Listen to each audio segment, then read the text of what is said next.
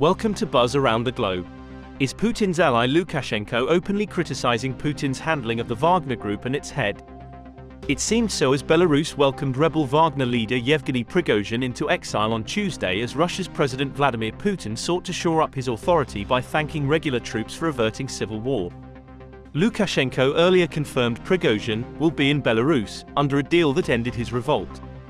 Asked whether Putin's power was diminished by the sight of Wagner's rebel mercenaries seizing a military HQ, advancing on Moscow and shooting down military aircraft along the way, Kremlin said, "We don't agree." Putin himself attempted to portray the dramatic events at the weekend as a victory for the Russian regular military. He also confirmed that Wagner was wholly funded by the Russian federal budget, despite operating as an independent company, adding that in the past year alone since the assault on Ukraine, Moscow had paid the group 86.262 billion rubles, around $1 billion, in salaries. From May 2022 to May 2023, the state paid Wagner mercenary group 86.262 billion rubles for salaries and incentive payments. Of these salaries, part was 70.384 billion, incentive payments 15.877 billion and insurance payments 110.179 billion. That being said, I want to note, and I want us all to know about this too. The maintenance of the entire Wagner group was fully provided by the state. From the Ministry of Defense, from the state's budget, we fully funded this group. We have always treated the fighters and commanders of Wagner with great respect, because, indeed, they showed courage and heroism. Our soldiers and officers of the Russian army, volunteers worked in combat conditions with no less dedication. They also showed both heroism and self-sacrifice.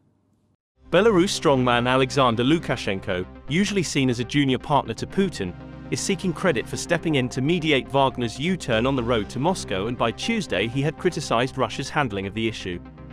The feud between Wagner and the army had escalated for months, with Prigozhin making increasingly scathing statements against the general's handling of the offensive in Ukraine, blaming them for thousands of Russian losses. In an apparent reference to the Wagner chief and his rival, Defense Minister Sergei Shoigu, Lukashenko said, "Two people who fought at the front clashed. There are no heroes in this case." I said to Russian President Vladimir Putin, "We can waste him, it's not a problem. If not on the first try, then on the second." But then I told him, "Don't do this. Because then there will be no negotiations. These guys know how to stand up for each other. They fought in Africa, Asia, Latin America. They will do anything. We can waste them too. But thousands of civilians and those who oppose the Wagnerites will die." Putin and I mismanaged the Wagner situation.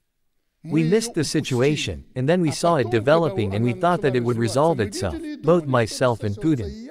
Me to a lower degree, to be honest. But it did not resolve itself. And two men, Russian Defense Minister Sergei Shoigu and Wagner boss Prigozhin, who fought on the front, clashed. The United States on Tuesday imposed sanctions aimed at disrupting gold mining activities that fund the Wagner group in Africa, vowing to hold the mercenaries accountable for abuses days after they staged a mutiny in Russia. US also criticized Lukashenko's actions. And so the decision by President Lukashenko to welcome Prigozhin to Belarus, I think, is another example of him choosing the interests of Vladimir Putin and choosing the interests of the Kremlin over the interests of the Belarusian people. With respect to Wagner, we would continue to urge any governments who have considered inviting Wagner to operate inside their borders, who have considered security arrangements with Wagner, who have considered any sort of cooperation with Wagner at all, we would continue to urge them to not pursue those arrangements. In the midst of all this, 2 Russian rockets hit a bustling pizza restaurant in eastern Ukraine on Tuesday. The bloody conflict of Russia and Ukraine is now 16 months old, with mass casualties on both sides and a rising civilian toll. Do tell us what you think about this video in the comments section, and for more news updates, subscribe to India Today.